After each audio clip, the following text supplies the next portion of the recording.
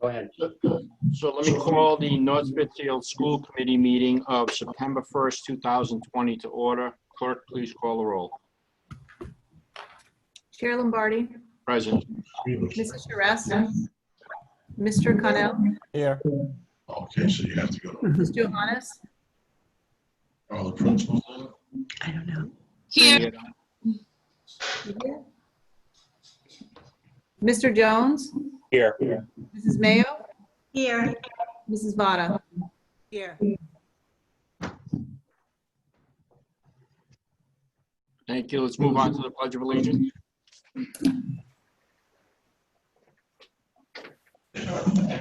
I pledge of allegiance to the flag of the United States of America and to the republic Which it stands, one one nation nation, under God, indivisible, indivisible, liberty, with liberty and and justice justice for all.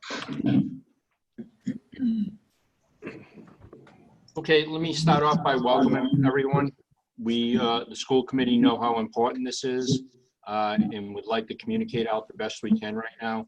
I did open it up to the public commenting and asking questions, and we'll get to that in a few minutes. We just have some procedural things that we want to go through. It'll only take a few minutes. I'm going to move public comment and community comment down to where the school reopening plan, if that's okay. Let's move on to the consent agenda. Does anybody have any questions in regards to the consent agenda? Hearing none, I'll entertain a motion to approve the consent agenda as presented. So moved. Motion's been made in a second. All in favor? Aye. Aye. All opposed? Aye. The ayes have it. Next item on the agenda is for informational purposes only. We do not vote on this. This is in the purview of the superintendent. Does anybody have any questions for the superintendent in this area? Hearing none. Go ahead. Superintendent? I'm sorry, if I could just, I'm sorry, go ahead. Well, is there anything you have to on personal appointments, resignations, or leaves of absences? I would just like to welcome Ms. Drew and Mr. Sherman to the North Smithfield family. They're going to join us as an English teacher at the high school and a new PE health teacher at the middle school. Mr. Sherman, in fact, started substituting with us, and he was with us last year, and we're happy to have him on board full-time. I also want to wish my best to Deborah Downs and Joanne Dodd, who will both be retiring. I wrote them in, and I feel this way going into a new year with sort of the specter of COVID hanging over us. Retirement should be something that you plan on, that you're anticipating, that you approach with a sense of joy, although, you know, somewhat of a loss on the career that you're leaving. But in our case, this was premature. Retirement snuck up on these two wonderful people who have been with us for a long time. And, you know, I regret the circumstances we're under, in which some of our staff feel that they need to move on before they can come back and do it safely. But I do want to wish them absolutely the best and thank them both for their career and their time with North Smithfield and our students. Well said. Thank you. Moving on to new business, Superintendent, do you want to discuss the reopening plan? So I have quite a few pieces of information to share regarding the opening plan. I'll break it into segments, and and if you have questions during which school committee, please ask. I am looking at the chat as well as the hand raise icon along the side. So Chair, I don't know how you want to handle this. Do you want me to go through the different pieces of information and then open it up for question, or ask questions within each section, and I'll notify you when I move on to the next section? I'd like to have you do your whole presentation unless the committee thinks otherwise, and then I'll open it up for public questions and comments. That's okay. Fine.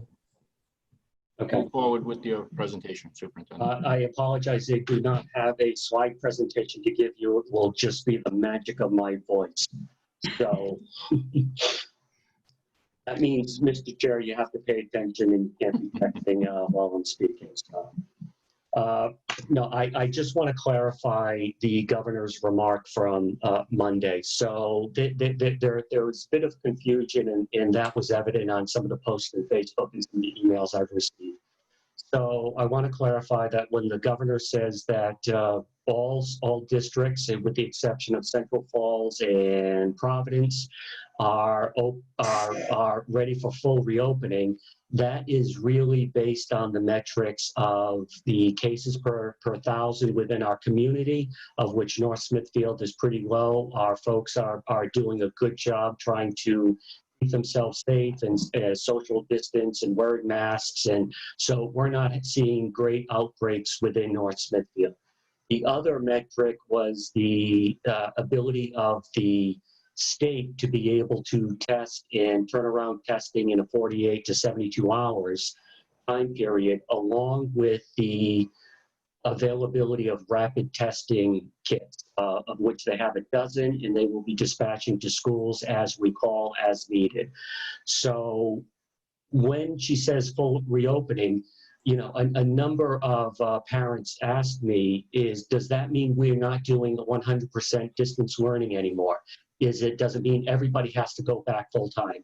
No, it does not. So those families that due to health concerns within their own family or the people they're living with, or what, regardless of the reason, they still get to choose a 100% distance learning option. At which point we have roughly the same amount that we had prior to the reposting, because a lot of our families wanted to know what is the reopening, what was the governor going to announce, and so they withheld their statement of intent until after the governor made the announcement.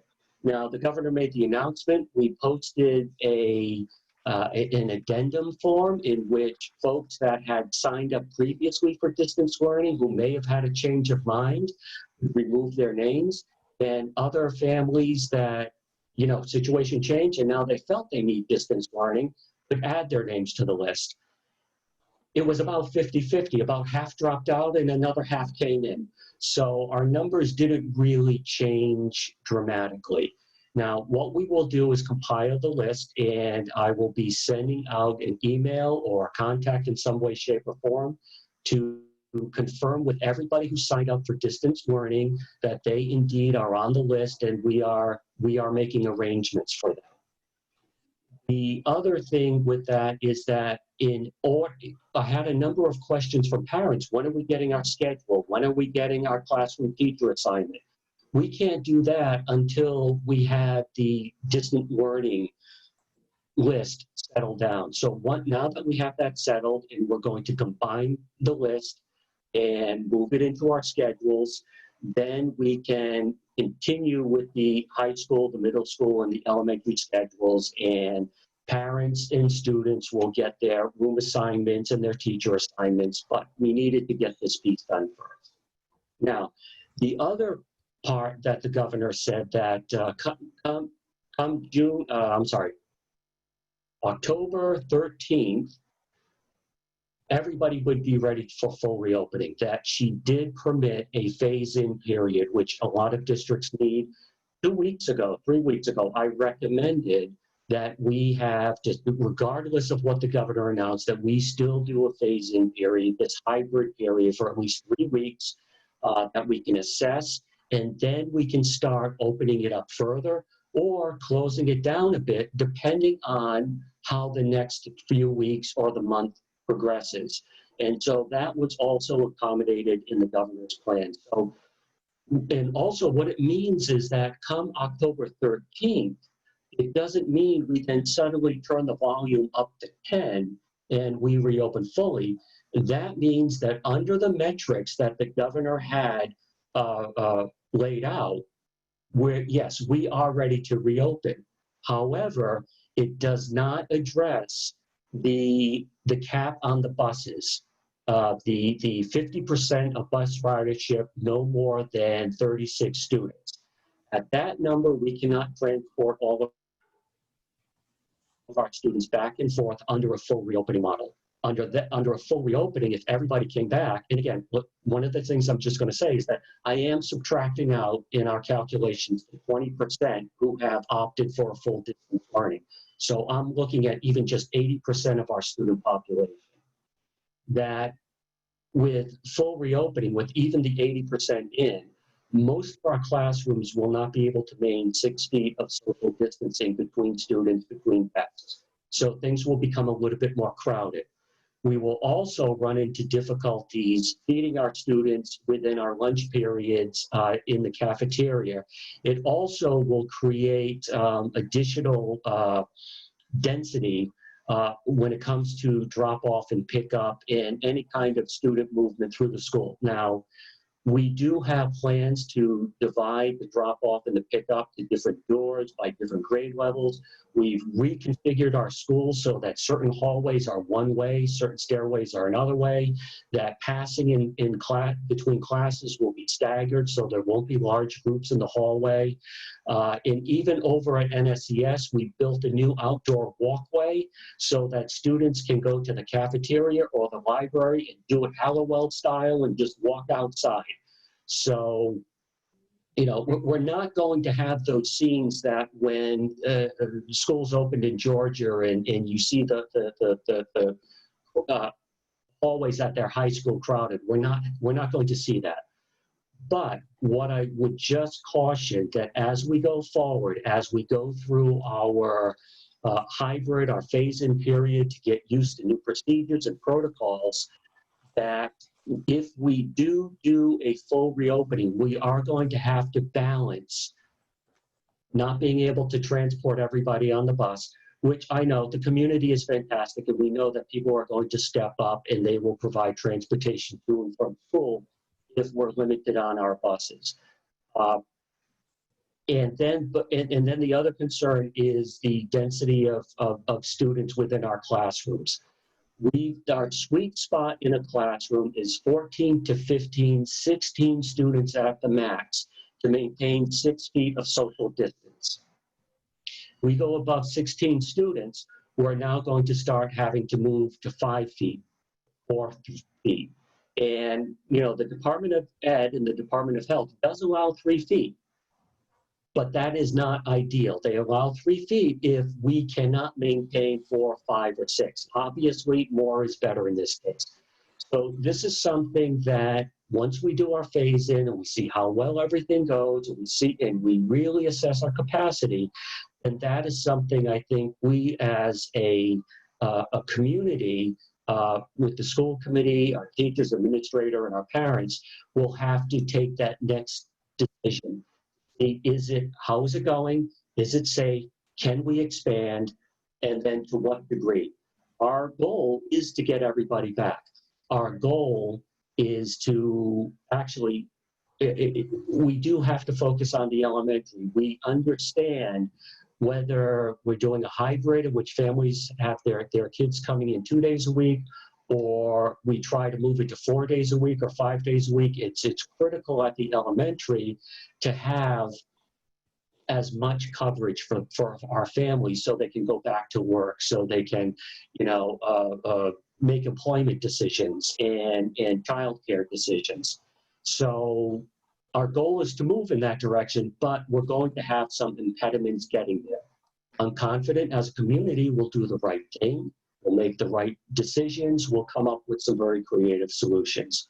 So, in summary, just because the governor says full reopening, either at the first day of school or come, you know, a month into school, it's full reopening based on our plan and our capacity, not a full reopening in that everybody's equal and everybody goes back the same way. Okay, phase one. Phase two, the governor also announced a that every school in the state is going to have an assessment and a walkthrough to take a look at our ability to reopen. We had ours today, which I'm absolutely thrilled. This was the first day of these assessments, these walkthroughs, and we were scheduled today. I'll give you details on the assessment, but the short answer is, how did we do? The assessor from the Rhode Island Department of Health and the state looked at our facilities, the work we're doing, the equipment, the PPE that we laid in, our plans, our, actually it's a 36 point checklist of all these different things. And the result was, if they could film a school, any school or district to show as a model to the rest of the state, it would be North Smithfield. So it was, I know we've been working hard, and Mr. CP and the maintenance staff and the custodial crew have been doing an amazing work. And I just want to say the bragging that I did several weeks ago and in a couple of emails, in which back in June, we made a concerted effort to focus all of our energies and funds into updating our HVAC system in time for September. And so any of the things that were outstanding, especially at NSES, where there was easily engineering reports pointed to $300,000 worth of work just to update our controlled systems, we're doing that work. We've done that work. We've had our own people. We've had an HVAC specialist come in, do assessments. All of our univents have been opened up, cleaned, in some places rebuilt. New filters have been put in place. All of our ceiling units have been reset. All of our roof units have been tuned and cleaned. And our ventilation system is running with complete efficiency, with a big check mark that was that they were looking for. Now, a couple of items on there that parents have asked me about, along with some features. Within our Univent systems, there are filters, and the filters have different ratings for effectiveness. Now, most schools, pretty much across the state, the rating is a MERV 8. I forgot what MERV stands for. But MERV 8 is something that it removes dust and particulates from the air. MERV 13 is a rating that's much denser. It can remove bacteria and virus from the air. So the guidance that came out by the Department of Health and the Department of Ed looked for a MERV 13 rating. We do not have MERV 13s, we have MERV 8s. We have the filters that were established and designed with our buildings, with our schools. And that was a real point of concern. We're not at MERV 13. That was the recommendation. And we did some research in it, and in short story, there was a health meeting with the commissioner, with RIDE, with some specialists on Saturday. And I pushed back against this MERV 13 rating, because my question was, is that a recommendation or requirement? For a district or a school that does not have 13s, does that mean it's game over? You have to shut it down? Because the guidance was very unclear. The answer is no, we are good. All right, and they're going to change the guidance based on some of the points that I brought up in what they saw here in North Smithfield. Because here's the way the system works. On our checklist from the Department of Health, the question is, does this Does the school have a central HVAC system that is operable to provide as much clean outdoor air or filtered air with MERV 13 or higher as possible? We're 8s. We are assessing all of our units to see if they can handle a 13. But the Department of Health's rating on us was not applicable because, and I want the families and our teachers to understand this, is that it's the question of clean outdoor air or filtered air. You need MERV 13 if you're going to filter the internal air. Our entire system is built on bringing in clean air from outside into the classroom. All right, so where folks are saying, do you have HEPA filters? You have MERV 13 filters? No, because we don't need them, because our HVAC system draws fresh air from outside. That is the key. All right, so we are good to go. We've had everything signed off. Now, other districts have spent who don't have, who have not invested in the HVAC systems like Smithfield has, have some difficulties with units that don't operate properly. They have sections of their buildings that don't have the ventilation system drawn from outside. So what they've had to rely on is open windows, which we do. While the weather is good, our windows will be open. And also putting in box fans, typically one blowing out on one side, one sucking in on the other side, and to help move the air around, to help transfer that. We're told box fans are not necessary in our schools because we've made the investments and the upgrades and serviced our HVAC system. Now, that doesn't mean on a hot day, the easy bake oven that's the middle school on the second and third floor won't get warm.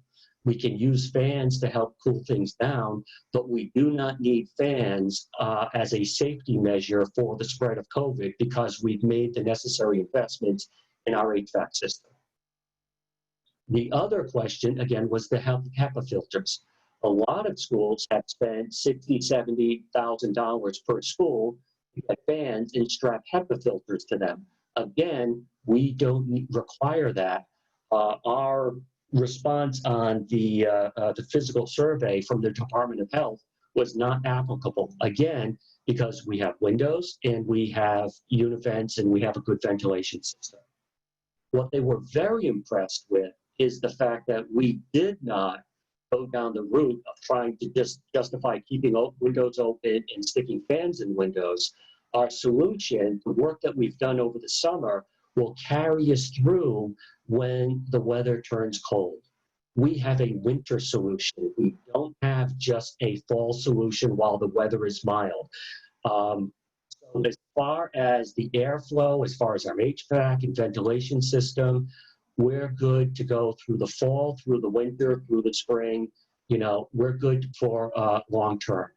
So again, that's how we wanted to invest in our money as opposed to quick fixes that will get us through the next couple of months. Right. So I do have copies of the surveys that I will follow up and I will share with the school committee. So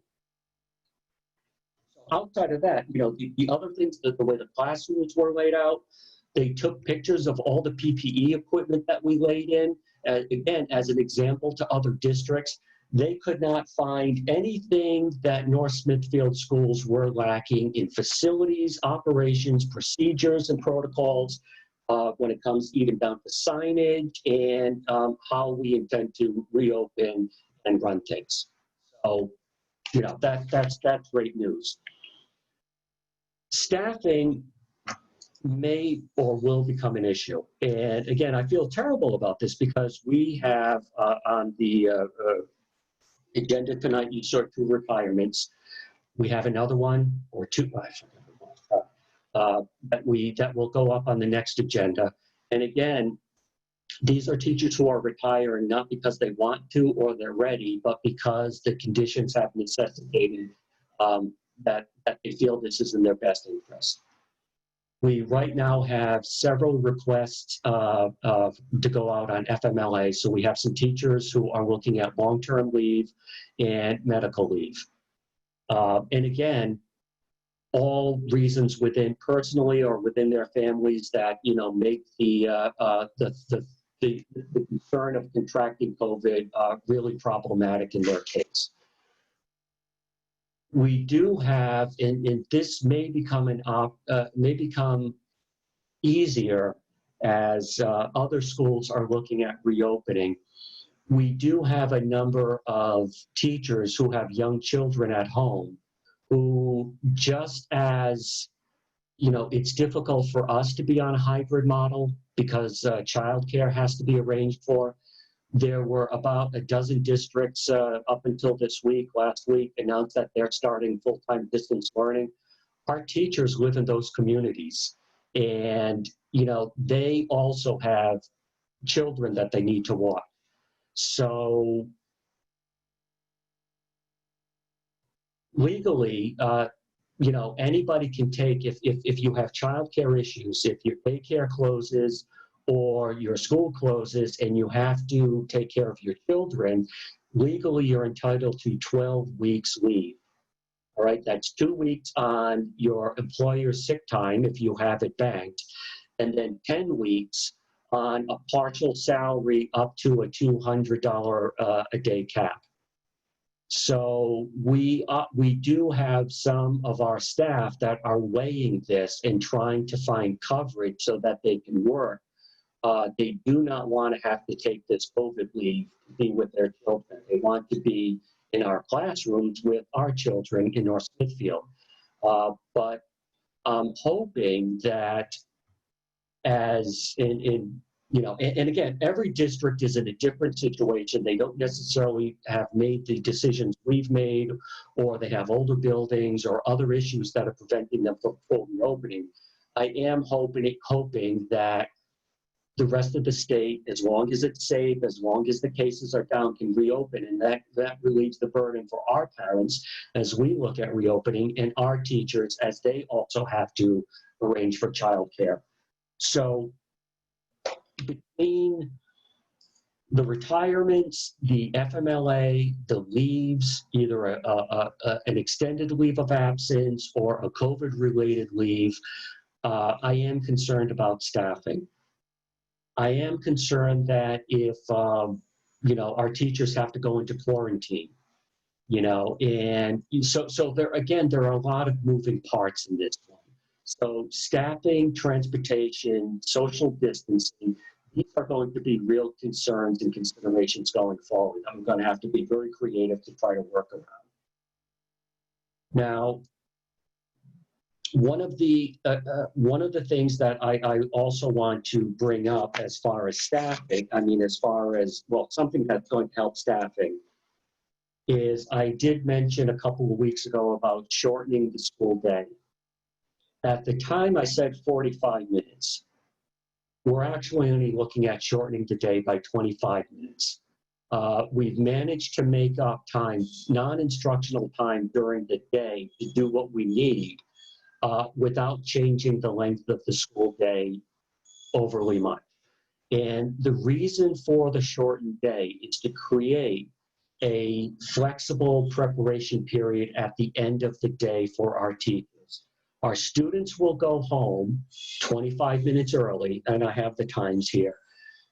But our teachers are going to remain during what was before the normal work time. And that gives them a preparation period at the end of the day. This is a period that they can use for distance learning. They can use, you know, kids who need to remain a little bit after school could have additional tutoring. They could use for planning. But also what it means is that contractually our teachers, rightfully so, need an academic plan during the day. Our secondary teachers also have duty periods that are scheduled during the day, where they are doing class coverage, where they are working with groups of students, where they're doing academic assistance. But we do rely on that duty period to do classroom coverage if we can't get enough substitutes in place. So we anticipate difficulties getting substitutes.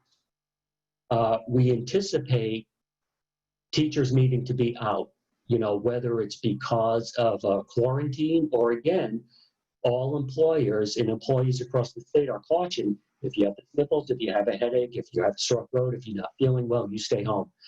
We still need to cover classes. So this prep period at the end of the day, if all things are good, is the extra time for teachers to do distance learning, to do preparation, to work with the wide variety of kids that we're going to have, either in school or at home. If things get difficult, this is an extra period that we can now use so that teachers can provide some coverage during the day and not lose their academic prep. So again, we're going to try to be very judicious with this. We're going to try to keep it rotated. And to be honest, if it gets to the point where there's so many kids out and so many teachers out, we as a community or possibly as a state may have to rethink about remaining open. And I'm just hoping it doesn't get into that point. But just as we plan to expand teaching and learning during the day and bring more kids in, we also have to be aware that we may have to go the other direction. So what this means is that the high school, middle school day for students will begin at the same time at 7:45, but will end at 2 o'clock. Instead of where I think it's 2:26 now, 2:25, so it will end at 2 o'clock. For the elementary school, NSES, the day begins at the same time, 8:35, but will end at, hang on, do I have the right column here? Is it 8:40 or 8:35, Jen? Oh, there we go, 8:40. The elementary school begins at 8:40, and it will end at 2:45. All right, so again, it's roughly 25 or 26 minutes shortened in the day, but it gives us more flexibility to work with kids who are at home, who are at school, who are between the home and the school, along with extra flexibility to cover classes if staff have to be out for some reason. I did check with our busing company. It's not going to interfere with the drop-off and the pickup. We will still be running Kids Club at the end of school. So, in fact, we have a meeting with Kids Club for the elementary parents to see how that's going to work, how they're going to work in pods, how they will maintain social distancing and safety. Then, finally, and I'm glad Natalie's here, Natalie O'Brien, because she's been working. I'm sorry, Natalie, I'm going to call you out. And it's just not Natalie, but it's also Claire and a team of teachers with Natalie. They have been really digging into the distance learning piece. And as I mentioned last time, we're going to do a little bit of something different because we don't have necessarily enough students choosing distance learning to carve off teachers to become dedicated distance learning teachers. So the way we're approaching this is that every teacher is going to be an in-person and a distance learning teacher. Because especially as we start under the hybrid, we're going to have kids in, we're going to have kids at home. We do have 20%, at least 20% of our kids will be at home. And so distance learning is going to run a lot different in that it's going to be connected to the in-person learning in the classroom. Now, it's going to look different at every grade level. It's going to look different, depending on the subject. So it's not a one-size-fits-all. But essentially, Natalie and her team, they brought a group of high school students in, and they ran a demo class in person plus distance learning. And so they've been getting a lot of feedback from the students.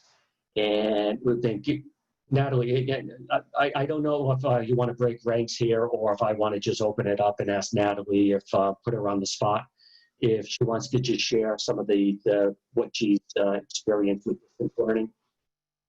Chair Lombardi, would that be okay?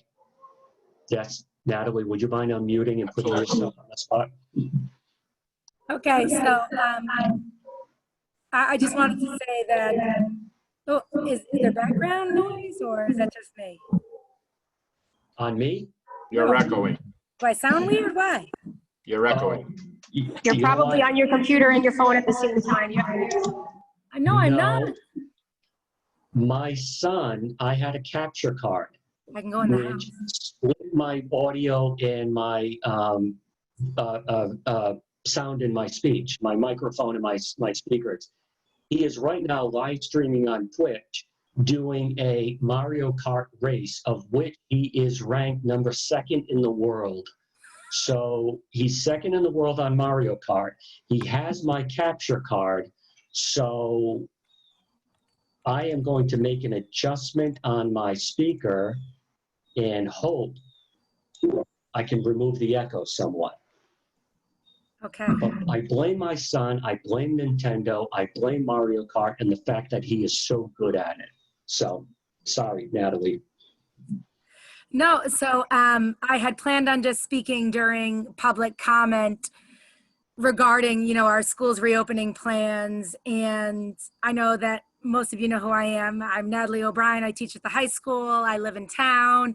And I've been really fortunate to be involved in this process over the summer. And I have really never felt prouder of our school district or more connected to my school community than I have now. And that really says a lot because I'm pretty involved. And there are just so many teachers and administration really trying to think of every possible way that we can educate our kids and connect with them and deal with these really difficult times, because it's difficult for everybody everywhere. And it's also super difficult for families who have, you know, extraordinary difficulties that make choices harder. But I do feel confident that the committee that I've been on with Claire Arnold and with so many other teachers has worked really hard to make sure that we can provide the best for students. And we're working together, we're collaborating, we're meeting with kids. Karen Bowden, Kim Rawson, and I did a mock lesson on Monday about distance learning, about how we can improve from last year, because although I have to say that we did a great job last year, and I do have 2 kids in the district, so I cannot just speak as a teacher, I can speak as someone who witnessed their kids at home going, you know, through this change. I thought that the kids were really appreciative of everything that we're trying to do to make their learning possible. And tomorrow there are students coming to the school and then students at home connecting through Google Classroom so that we can do a hybrid lesson, because although the obstacles are greater this year than other years, I really do feel confident that we are preparing to meet them, and that kids are appreciating our efforts and that we're listening to them. And I know there's a lot of parents on this call and you're nervous and I'm nervous, but it's also a great chance for opportunity for us to do things we haven't done before. And I believe in the district. I believe in the administration, and I think it's going to be okay. And I'm excited to find out tomorrow if there's any small obstacles. We'll fix them, because that's what we do. We try to find out what's possible, and we love our jobs and just try to make it happen. So I'm speaking for all of the faculty who have been, not enjoying their summer in the normal way that they would. We're anticipating and thinking about what is to come. So. Thank you. Thank you. I'm going to try to control the echo, and my neighbor just started up his lawnmower. That's the downside with doing these Zoom meetings. So I don't know. That's the end of my sort of official recap. And again, I just want to, I do have the emails and been in conversation with a lot of the parents, and I do understand the difficulty of whether it's a hybrid schedule or partial opening.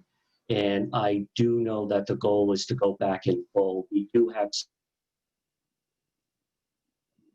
some impediments we will be reviewing, and that is the direction we're working in. So my recommendation that I made a couple of weeks ago prior to the governor's remarks on Monday stand. I don't see where we need to make any changes you know, we do our staged, our soft reopening, build our capacity, get everybody used to things, and then we look at expanding it. Superintendent, may I ask for you to go through the different schools? So I have a child in the elementary school. On the 14th, what happens? So it's pretty much the same district-wide. Monday is going to be a distant learning day, which is unfortunate with the calendar.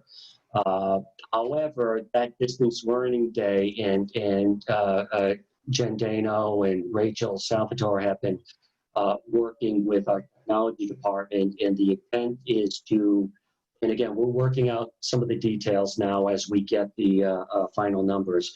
We will be doing a lot of Chromebook distribution that day, you know, for the learning kids. That will be a day to come in and get their Chromebook. We will be doing the week prior a Chromebook drop-off for the students as well. All right, so we're going to have them come in, do a drop-off as they're able to, curbside. Monday will be a Chromebook pickup for the distance learning students. We bought last year, or I should say you authorized and bought, because you know, we had the forethought that, look, you know, we may be, you know, technology is not going away. We may very well be doing distance learning in some way, shape, or form. So we purchased new Chromebooks to distribute. We bought the old ones, and we need to get the new Chromebook or the newish Chromebooks up to the distance learning kids. So that will also be a day that in Claire and the teachers, they're working out the actual Monday schedule. So there'll be a number of things that are happening that Monday. Again, it's just unfortunate. First day of school happens to be our distance learning day. Tuesday and Wednesday will be the first cohort, be alphabetically A through M. They will be picked up on the buses. They will be dropped off by the parents. They will be coming to school. Right, they will be in person on those days. The A through L. The M through Zs will be at home those 2 days. We'll be connecting to the classroom from home. Right, and then Thursday and Friday, they flip. The A through Ls are at home, and the M through Zs will be in person. Now, we're looking at having preschool go 4 days a week. They're not going to hybrid. All right, so they will be there the 4 days. Our life skills classes, you know, our self-contained special ed, our life skill classes, they're not going to hybrid. They will go in every day, right? And then, you know, and we will be assessing the individual students, whether it's an IEP, you know, and again, as the time goes on, we will continue to prioritize and try to bring back more kids to the point where we're not necessarily on the hybrid. Again, I can't guarantee that can happen wide. It may, you know, the focus from the Department of Ed, from the state, is K through 5 to come back every day. 7 through 12, they are allowing a hybrid. All right, even though the governor is saying full reopen, the hybrid is still allowed. Now, we prefer to have the kids in school than at home. So again, we're going to do our best to try to expand. But our focus will be special education and elementary. You know, try to bring up to the 4 days or the 5 days. But again, we need this opening period just to assess everything and see how it's going. Now, the principals, since the governor has made her announcement and we're able to formalize and finalize a number of things, the principals will be, you know, sending out information and possibly doing these Zoom meetings with the parents from their schools, you know, to ask the individual school questions. Likewise, I've been fielding, and the principals have been fielding individual questions from parents. Well, what about my child in this circumstance? And again, we're all here. We're working on this. Our guidance counselors, like psychologists, everyone is back, you know, or will be back shortly. And you know, we're working out the global things, the school-wide things, the classroom-based things, and then the individual student needs. this will be mapped out starting tomorrow. I'll be sending something out to the community, with start time, stop times, rough schedules, and a sort of a breakdown of all this information.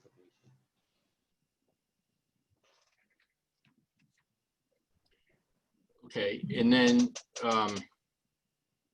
I lost my train of thought here.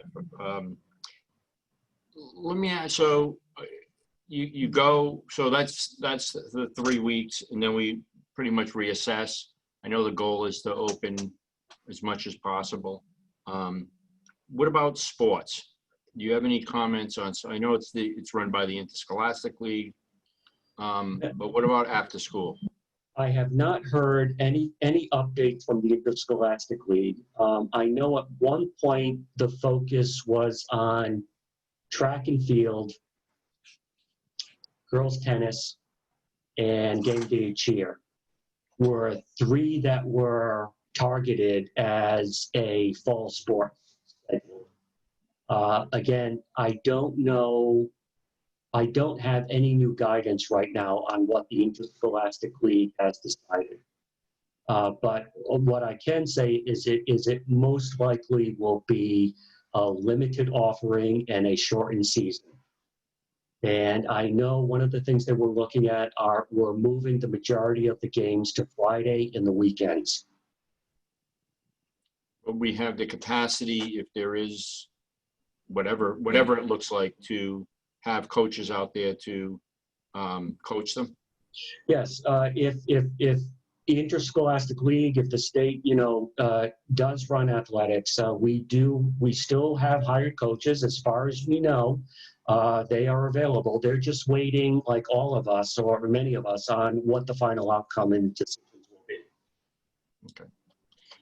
I do have a question in the chat, which came to me about a deep cleaning. Now, originally, one of our plans, and in a couple, I think in Connecticut, they made the hybrid schedule: Monday, Tuesday, Wednesday was a deep clean, distance learning day, and then Thursday, Friday was the second cohort. We moved it.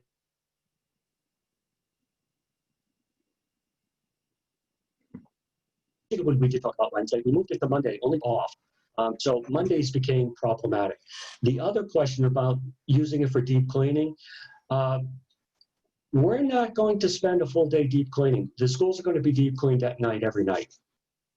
So we're not going to pull a day aside to do the deep cleaning. We've purchased the necessary equipment, these misters, go through and clean and disinfect all day long and in the evenings. So we're not necessarily carving a day out just for cleaning. Cleaning is going to be ongoing. So Superintendent,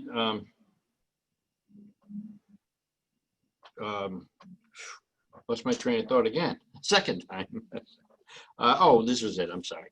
So just for the parents, over the next, obviously, week or two, the principals will be reaching out to every parent, every student. You mentioned that there'll be, whether it's Zoom or in person, some meetings to express to the parents exactly what's going on. Is that correct? Correct. Okay. So all of the information that parents need is not going to come from this meeting, to be honest with you.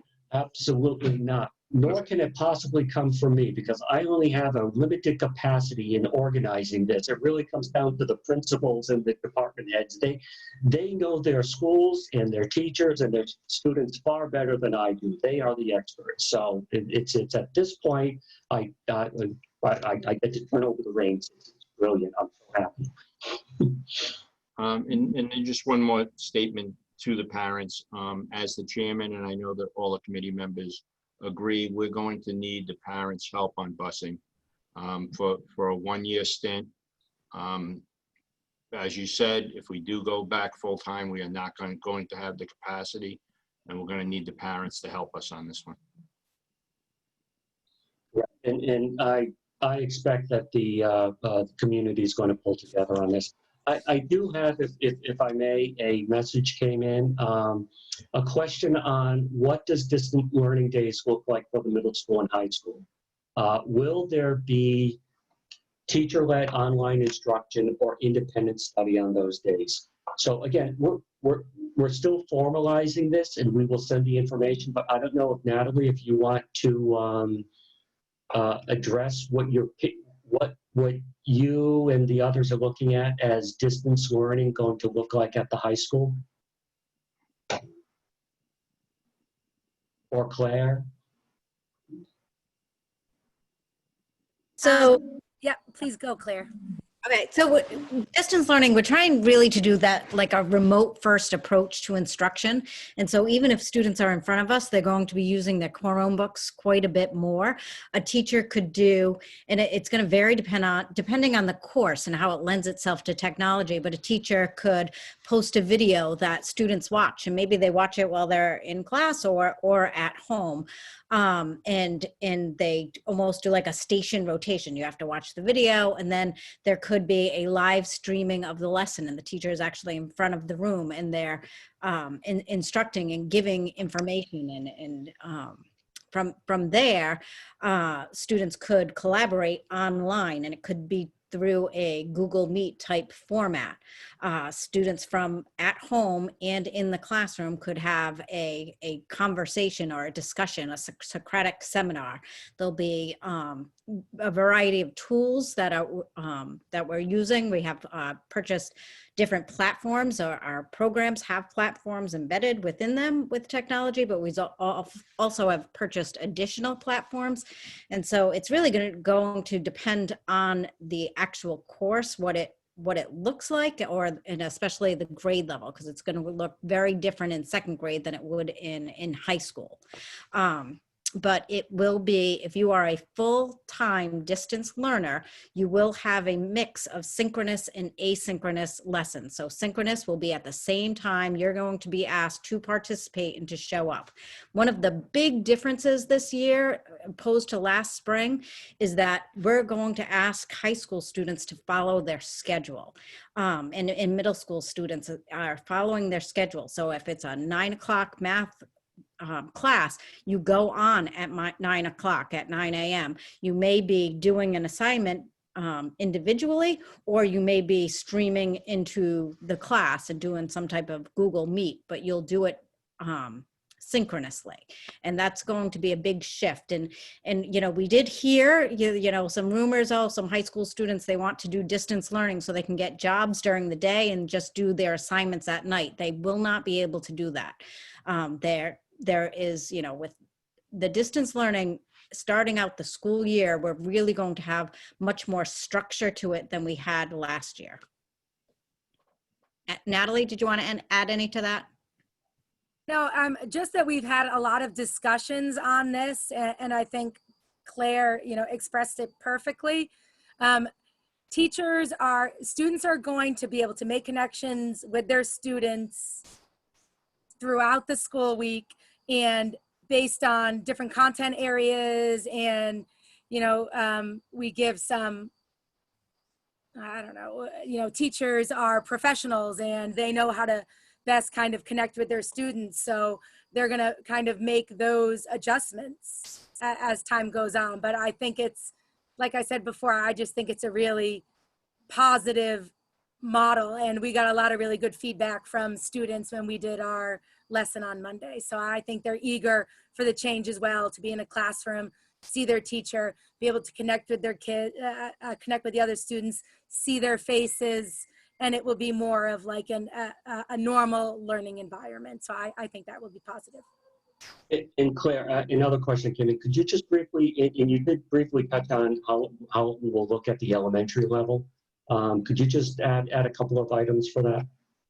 So at the elementary level, it is definitely trickier, and we're still working through it. So we actually have, we're going into Natalie's class tomorrow. We're working on the technology, and from there we're going to, we've invited some elementary teachers and the elementary principals to come in to take the information and see what we can do at the elementary level. We are trying to pair up almost every teacher with a second person. And so it could be a special educator, it could be a reading specialist, a math interventionist, a teacher, or instructional assistant. So there is a second person in the classroom. And so the way we're envisioning it at this point is we could do some streaming. Every morning, a teacher usually starts out with a morning meeting, and it's our open circle meeting, and we do some social emotional learning as well as some ELA and math skills. And that could be something that's streamed that every student can participate in. But then that might be a time that I'm a distance learner that I go on for a small group instruction at 9 o'clock with a reading teacher, or classroom teacher, or instructional assistant, and I'm actually doing a lesson in small group with my group of students. So it will be a mix of both, but we are still working out the elementary, and the elementary honestly is more challenging. There's no doubt about it. And so we are rolling up our sleeves and figuring it out. We have teachers that have started putting together resources and compiling resources, and actually doing lessons with students and videoing those lessons to see what does a model lesson look like online, what does a hybrid lesson look like. So so it's going to be a little of everything, I would say, and we are still working out the details. But ideally, a parent who has a full-time distance learner at home would get a schedule, and that we will keep that schedule as consistent as possible. Okay, and if I could just take a minute, and there's a number of questions that have stacked up in the side. I'm going to rapid fire my way through them.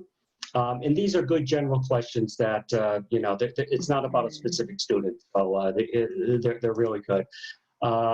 Let's see, what will the shortened day affect, how will it affect preschool times? We're going to release the actual start and stop times for everybody, so it will just be slightly shorter. AM and PM will be just slightly shorter by 10 minutes, 11 minutes or something like that. Again, this is off the top of my head. This is the rapid fire, but you will be getting more detailed information on preschool. Mr. McGee, let us know that there'll be a freshman orientation at the high school virtual next week. Tomorrow night, they're going to finalize what that's going to look like and get the information out. What is the plan for an outbreak in the school? Will all classes go into quarantine, or just the students in the class where the COVID positive is confirmed? Yes, that's why we try to maintain the stable pods, that we're going to have assigned seating on buses, so that if there is somebody is tested positive, the whole school, the whole grade level doesn't have to go down. It would just be a couple of kids on a bus in front or behind that student, or possibly the students who are in that classroom. So that's why it's very important to try to keep our kids in as stable a group as possible. Now, at the high school, we can't do stable pods because of schedules, but the main thing on top of everything else is mask, distance, and hand washing. Those are the three things. If we are consistent with masks, keeping our distance, and washing our hands, we're going to mitigate a lot of this risk. The middle school, will teachers be switching classes, or will there be one teacher per classroom teaching all subjects? We are looking at having the teachers switch and not the students. So the students will remain in their group as much as possible, and the teachers will be switching between the class. The fifth grade, will it follow the elementary or middle school distance learning model? They will be elementary. So even if, again, the focus is K-5 to get them back every day. Even though our fifth graders at the middle school, in this respect, we treat them like the fifth grade. We're going to try to get them back as much as possible. Let's see. Oh, switching days at school. Right now, we have to go with the on the hybrid. If you want to be on a different cohort, we have to stick with the A through L and the M through Z as much as we physically can. Now, and I will say there's a couple of little caveats in this one. We have more kids who were born at the first half of the alphabet than in the second half of the alphabet, and it's not consistent by grade level. So there may be some grade levels that have too many A through L's in there, and we're looking for some M to Z's, and we would like some A to L's to go on to the other side, just to keep things balanced. So that's what we're looking at.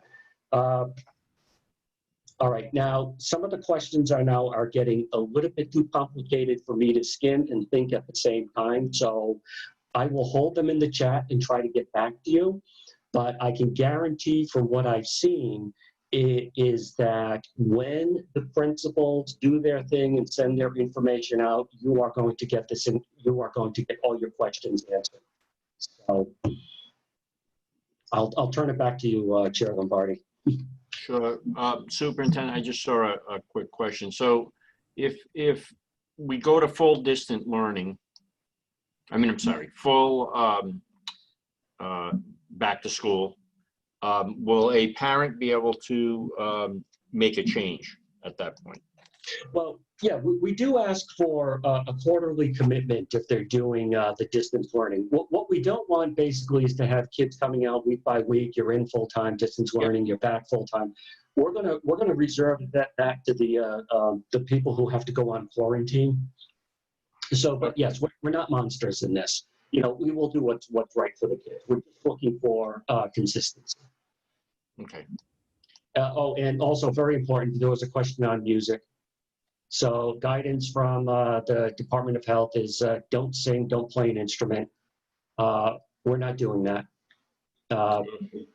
Okay, so what we're not going to do is sing or play the instrument in a small room. So for example, music, chorus at the high school, it's not going to take place in the chorus room. It's going to be moved into the auditorium and we're going to spread out. So we'll move things outside, we'll move into larger spaces, but we are not going to shut down music. Because, again, talking loudly or singing also, sends aerosols in the air. We're going to move them into size-appropriate spaces in order to continue performance. Okay. I did say that we were going to open this up for statements and questions. I know that maybe some committee members may have some statements or questions.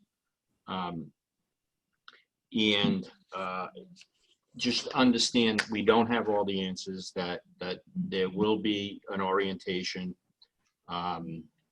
If it's specific to a child, if you could reach out to the principal instead of the superintendent on this matter. All parents and kids will be notified as we move forward. But we're here to try to answer any of your general questions. And if you just want to put up your hand, I would ask that you limit it to one question, if that's okay. I don't know if we want to use the board or if we want to use hand raising. Does anybody have, including committee members, Mr. Jones? Just really quick, because you actually answered a lot of my questions that I had, and I've been having about this. The biggest question I have left is what happens if there's a fire drill?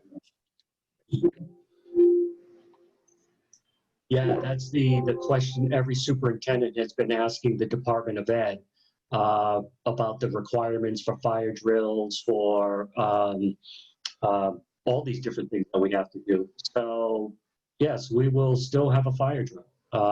We will, before a fire drill happens, part of our sort of ease into this new reality and why we're starting on hybrid, we can do practices in small groups just to get everybody used to it, so that no, we're not all going to be jamming into the hallways and such. So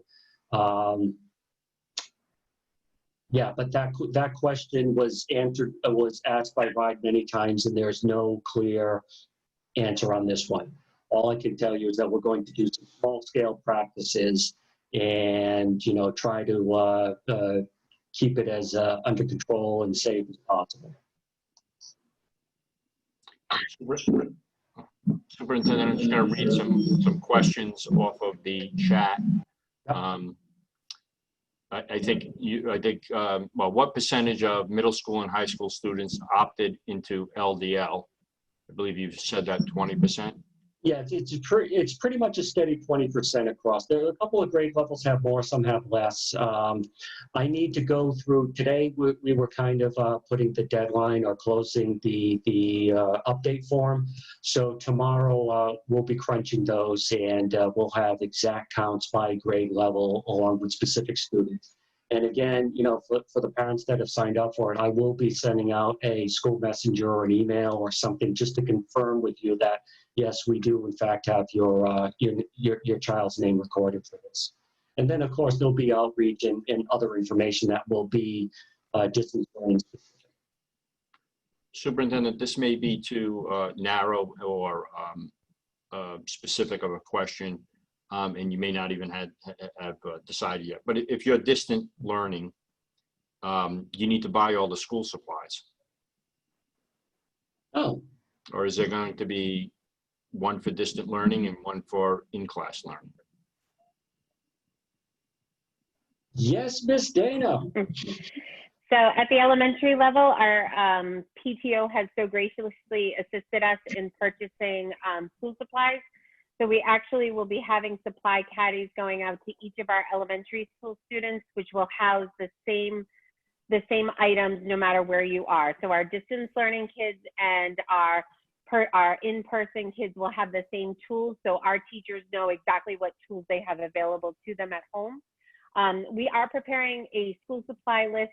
We did have to wait until the governor's final announcement to determine exactly what would be on that list, because that does help with numbers and everything. So at the elementary school, our hope is tomorrow to get the school supply list out to everybody.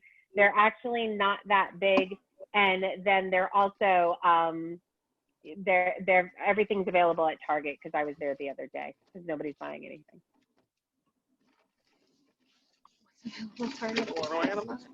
Is that different than, I don't know, is the PTO list different than the NSES list? Nope, what we did was we removed any items that the PTO purchased. So if you bought a first day of school supply box, they are still available at the school.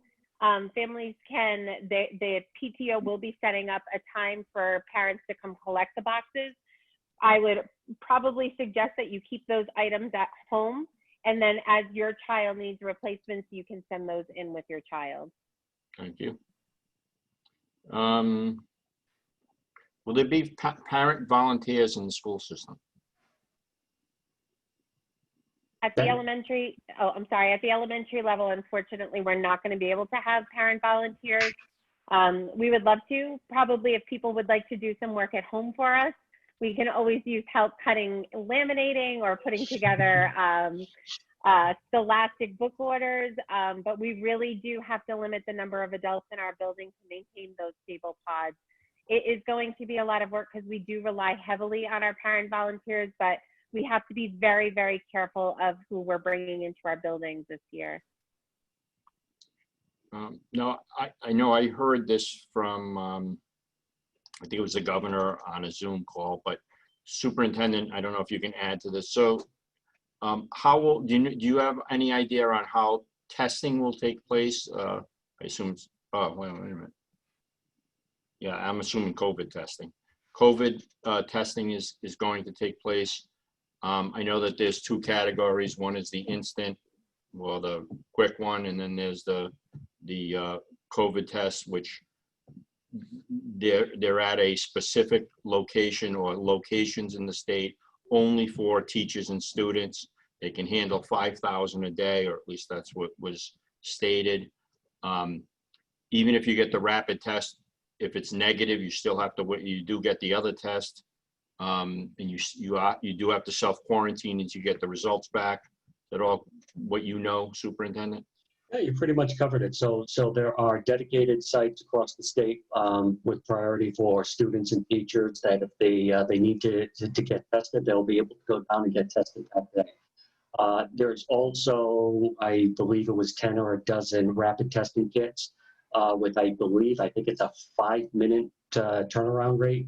So it's the one the White House is using, and we've been told that if there's a need, that our nurse can just call the the sort of the command center, and it will be dispatched to the school for immediate testing on as many or a few people as required. A question arose. Are you advising all students to get tested before enrolling? We're not requiring this. I mean, it certainly doesn't hurt. Well, yeah, physically it hurts. I haven't been tested myself, but I saw my son get tested and it made my toes curl. So, you know, we're not requiring everybody get tested before they come to school. It's not like we're a university and kids are traveling from out of state and they have to be required before they come into the dorm.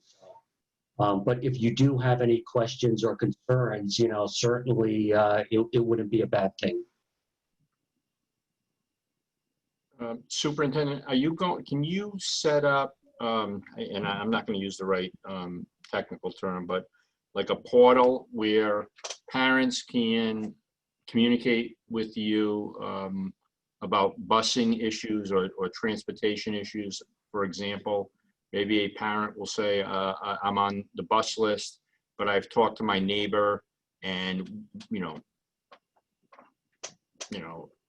James Lombardi, you know, can travel with such and such, and they're on the bus list, but we can pull them off and we can commit to that for 6 months or a year or what, you know, something to that effect. That's a good idea. In fact, you know, I've had a number of parents have emailed me and said that they're willing to, you know, that they can transport their student to school in the morning, but they do need to ride home on, you know, in the afternoon to help coordinate that. That's a good idea. I can set something up for that. And I'll do a better job than last time. I think about a month ago, you asked me to set up something for parents to log their questions on a website, and I nodded my head, I said, absolutely, I can do that, and I never did. So this time I'll take your advice. That'll be on your evaluation this year. Yeah, well, you know what? It was due about 2 months ago. You still haven't evaluated me, and I'm still here. So, you know, you get around to it when you want. Superintendent, we're not going to let you off that easy. You're not going anywhere.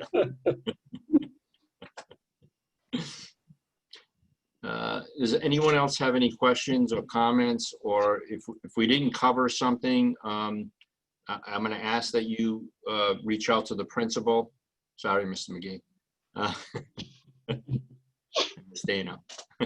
Now that you reach out and hopefully they can give better information, more information. And again, expect that you will be getting additional information over the next 2 weeks.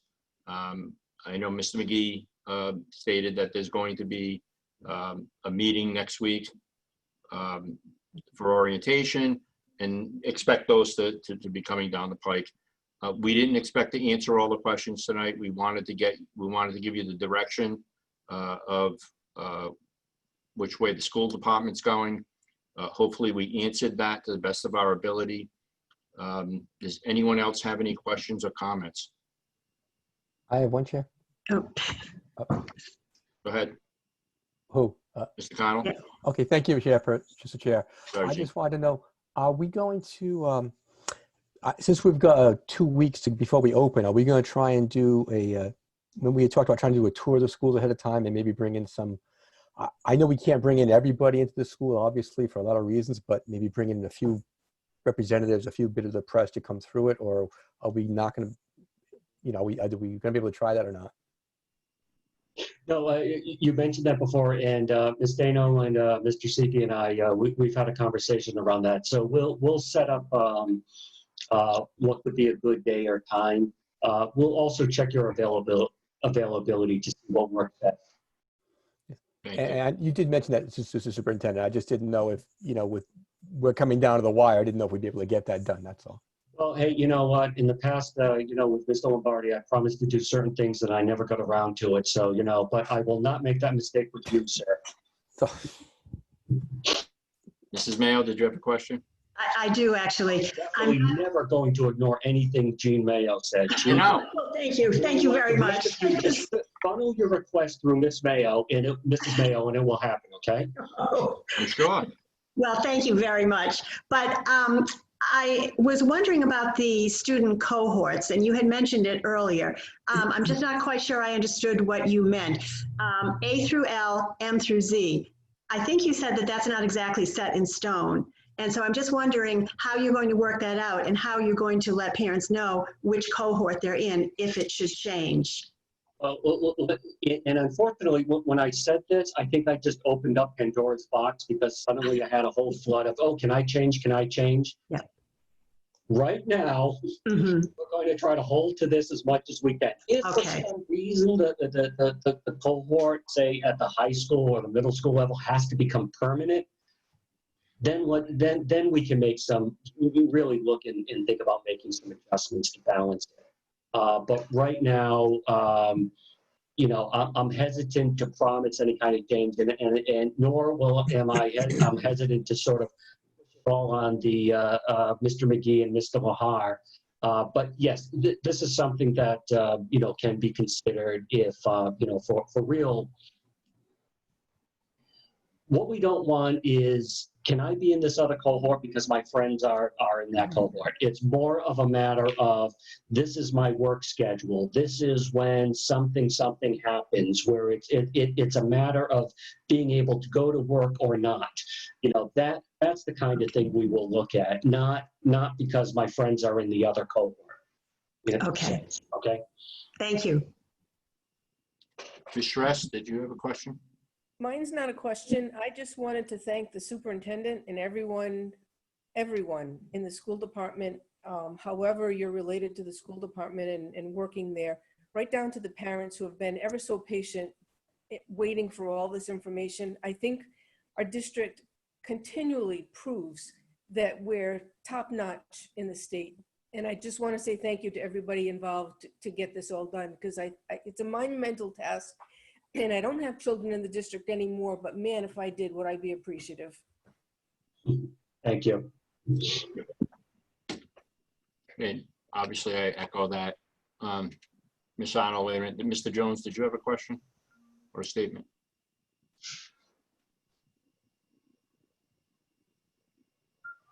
I think you're on mute, Mr. Jones. Are you? I'm sorry.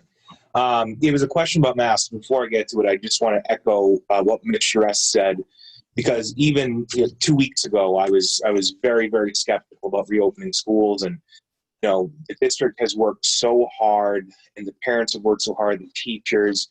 I had a frantic phone call to the superintendent this afternoon. They took for me because I was like, there's so many questions I have. But I think the district has done an amazing job, really shoring up a lot and being a model, like the person from the state said today. The question about masks is, and forgive me if I missed it earlier, but where, and I think somebody even mentioned it in the chat too, but what are the parameters around students taking masks off? What's the distance they'll need? Or are masks to be mandatory from the moment they enter the school to the moment they leave the school? How is that going to work? Masks are required. That is the key thing that we can do to keep everybody safe. But having said that, there will be times during the day where the mask can come off. We are working in masks breaks, throughout the day. But it is absolutely critical that, especially, it's easier when we're in the hybrid model and we're able to maintain the 6 feet of distance between desks. But as we move towards a full reopening and we're no longer able to be 6 feet apart, masks, the hand washing, everything becomes critical. So, but again, we're going to build in the break time. I don't know, Ms. Dano, do you want to say anything on that? Because I mean, it's really, the concern comes down to the little ones with the masks. And I know you've given this a lot of thought and research and have looked into it and have plans. It does, and we're still constantly working through that. When we met with the Department of Health today, they suggested kind of mapping up a corner of this room. I think it was like an 8x8 corner of the room where we could almost have like a mask break spot that's close to a window that kiddos can have the mask breaks.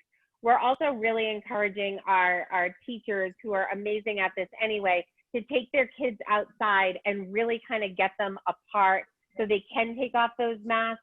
and really have that time to breathe. If they're working at a table and we do have good social distancing, they can take their masks off for a small amount of time. One of the biggest. Can you mention what you've requested to have as part of the back to school kit that the kids should be bringing in from home? Oh, the towels, the beach towels. Blankets, yes. Right. So we really are trying to get our kiddos outside a lot. All of our grade levels do an excellent job at recognizing the importance of getting our kids outside and moving. And I think that's really just going to kind of be even extending that into learning, whether or not it's reading a book outside or, taking, a clipboard and going to move and work outside. Although that's not feasible initially at the first couple of weeks of school with kindergartners because they just kind of like scatter everywhere. Once we really get our routines established, really kind of getting our kids outside as much as possible, but also recognizing that we're having fewer kids in our classes. With the number of kiddos that we have coming in through distance learning, as well as the A through L, M through Z split, we're reducing our numbers. So we have a little bit more opportunities for some movement in the class and a little bit more flexibility in terms of the space that our kids will have. And I want to thank Mr. Lahart. He's answering a number of middle school questions over in the chat on the corner. Thank you.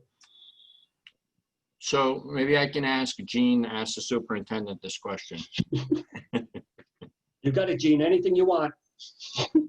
So Member Vada mentioned in the chat area to have some type of Q&A page. Maybe we can have it on. We can post a Q&A page somewhere so that the questions that a lot of people have will be answered as they're answered.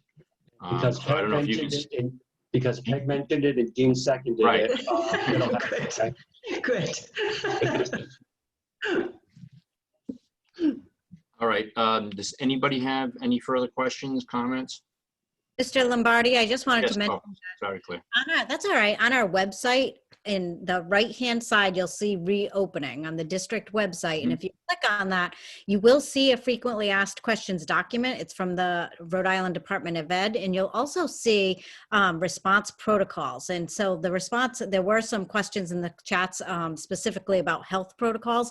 And we will be following all of the Department of Health and the Rhode Island Department of Education protocols. And so as things happen, that's the document that we go to. And so if you're a curious parent or a curious community member, it's all up on our website. So I just figured. The other thing, and thank you about the website. I was putting that together, but the Department of Health started releasing information faster than I can update on our own website. So I do have a link to the Rhode Island Back to School RI site, which has even more guides and frequently asked questions and pretty much anything you wanted to know about reopening under COVID, it is there. So, and they're doing a very good job of constantly updating the contents of the document. So, what I was putting together on our own website started falling behind, and I can't keep up with all the changes from RISE. So I've linked over to that as well. So I'm putting up there district-specific things, all the documents, everything I've released or memos or letters sent to the parents, they're all there. They're all on all the communications I've sent out to all the parents are on my blog, which are also on the website, and and then the links to all the state resources. Okay, thank you. I'm just looking at the questions going across. Does anybody else have any further questions or statements, comments? Hearing none, any further business? I'll entertain a motion to adjourn. So moved. Motion's been made. Is there a second? Second. Second. All in favor? Aye. Aye. Aye. All opposed? The ayes have it. We're adjourned. And thank you, everyone. Thank you. School members, students, school members, employees, school committee members, parents, thank you all for coming. Good night. Thank you. everyone. Good night. Good night. Thank you. Thank you. Hang in there, everybody. We'll be fine.